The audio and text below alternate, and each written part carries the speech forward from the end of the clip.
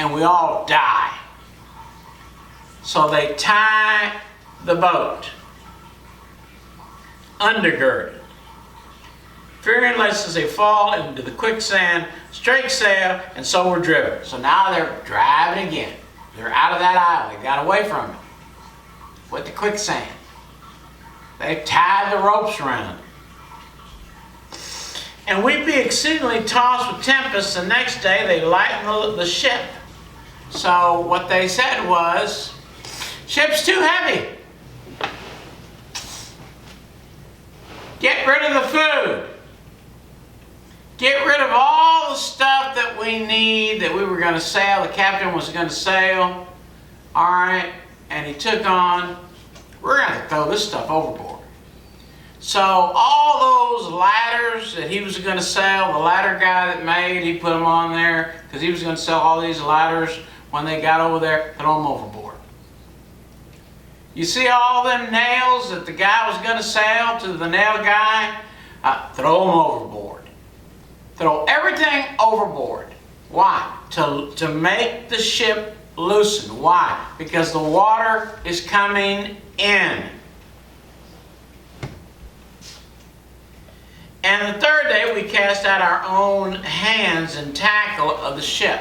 You know what that means?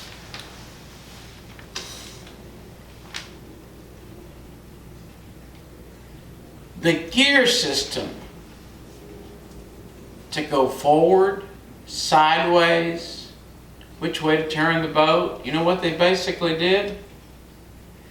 Get rid of it. So here's the wheel that turns the sail back and forth. I mean, you see the ships and they all have the old wheel, you know, on them. You know what they said? Get rid of the wheel. It's so bad, we don't need the wheel because we don't even know where we're going. Get rid of it. It's too heavy.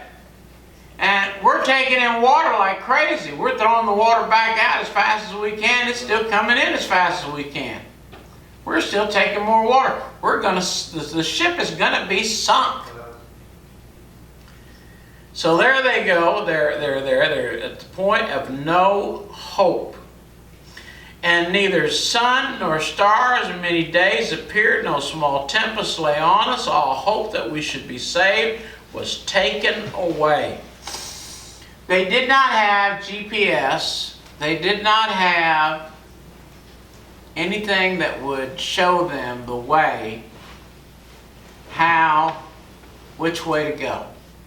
You know how a man did it back in the old days, sailing? Radar. No, they didn't have radar. Stars. They looked up at the stars.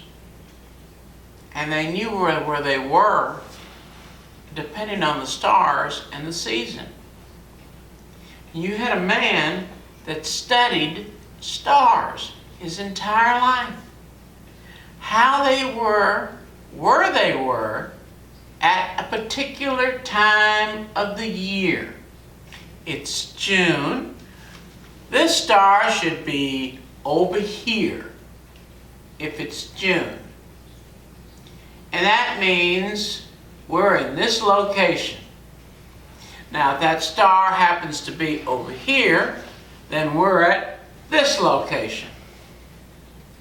It was a hard job being a stargazer back then, learning how to guide the ship. So, all hope has been taken away that they should be saved. They haven't ate. They've cast everything out. All hope is gone.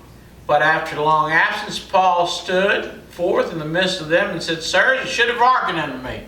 In other words, you should have paid attention to the preacher. And what did he say? "And not loose from Crete, but to have gained this harm and loss. And now I exhort you to be of good cheer, for there shall be no loss of any man's life among you, but the ship. And there stood by me this night the angel of God, who I am and whom I serve." Whose I am and whom I serve. You know what he said? Fear not.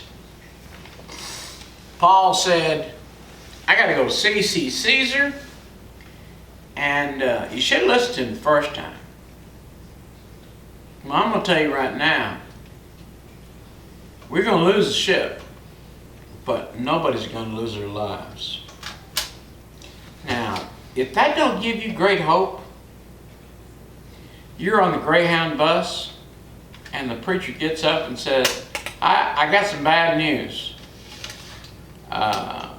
This Greyhound bus is going to flip over about 10 times, but I got good news. We're all going to live. That's pretty good, all right? I mean, when it's real foggy and you're in a Greyhound bus and you don't know where you're going and you're going about 50 miles an hour and you can't see where you're going, and the preacher told you don't go the first time, but this time he gets up and says, don't worry,